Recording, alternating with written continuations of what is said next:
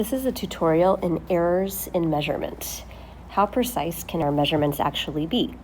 Let's take a look at this pink line that I've shown here to begin considering this question of precision.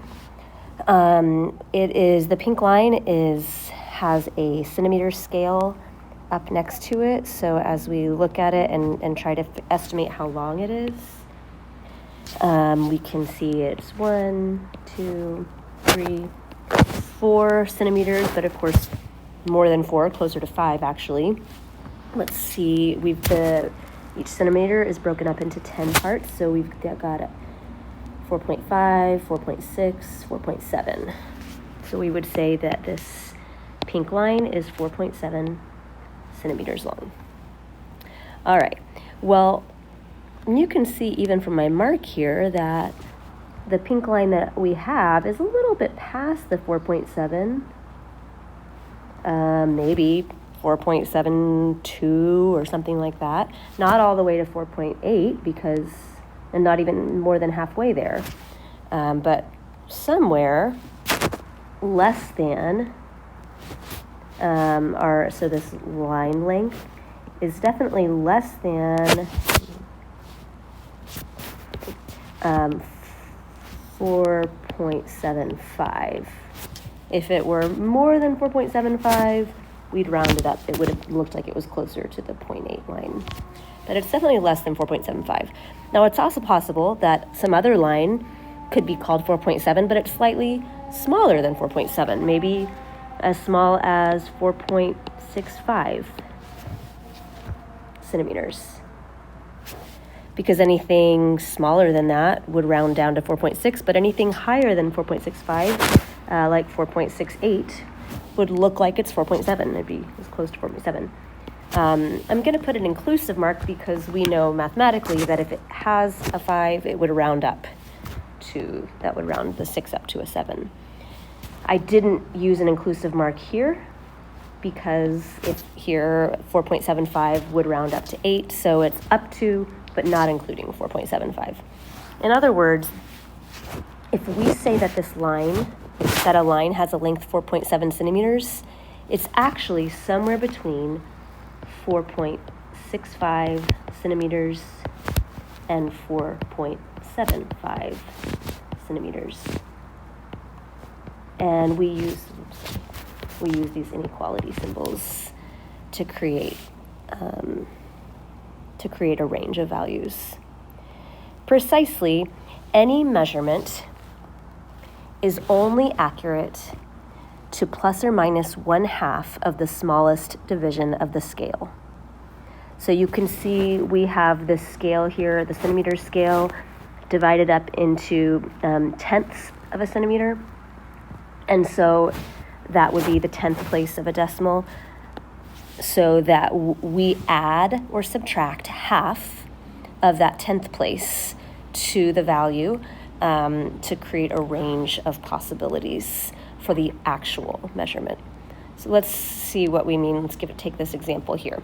Example 1, the scale says that my dog weighs 62.4 pounds. So what's the range of her actual weight? Well, the most precise division of the scale is 0.4, or is 10th place. So we're essentially adding and subtracting a half of a 10th place. So we could think of it technically like minus 0.05, which is half a 10th place, and plus 0.05. But really, we're just thinking, okay, if I were to go,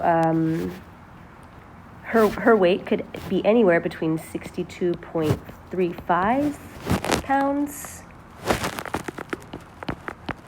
and 62.45 pounds, because any of those numbers in that range would round to 62.4 pounds.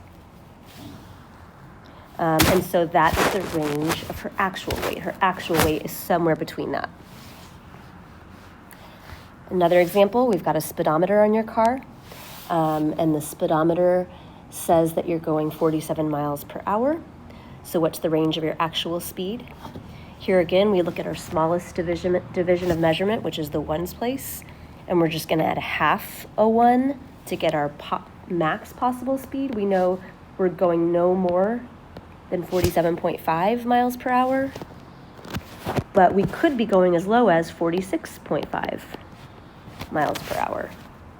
And any of those values would give us 47 miles per hour. So in each of these cases, we're just adding and subtracting half of the smallest unit of measurement, or the smallest increment, or the smallest place value. Okay, and here's an extension of the same thing. This time we have 2 dimensions of a television. A TV's dimensions are 123 centimeters by 71 centimeters. So what are the boundary values for its actual area? Meaning, how could we get a precise range for its actual area? To do that, we need to find what are the boundary values for each of these dimensions. Here we're just adding and subtracting a half to the ones place. So the length could be anywhere between 122.5 centimeters and 123.5 centimeters. And the width could be anywhere between 70.5 centimeters, less than or equal to the width, less than 71.5 centimeters. Okay, so those are the range of possible values. So which values would we use to find the smallest possible area? The smallest possible area would be achieved by having the length be the smallest possible length and the width be the smallest possible width. And so we just need to find the area of the smallest possible length by multiplying those together. So 122.5 times 70,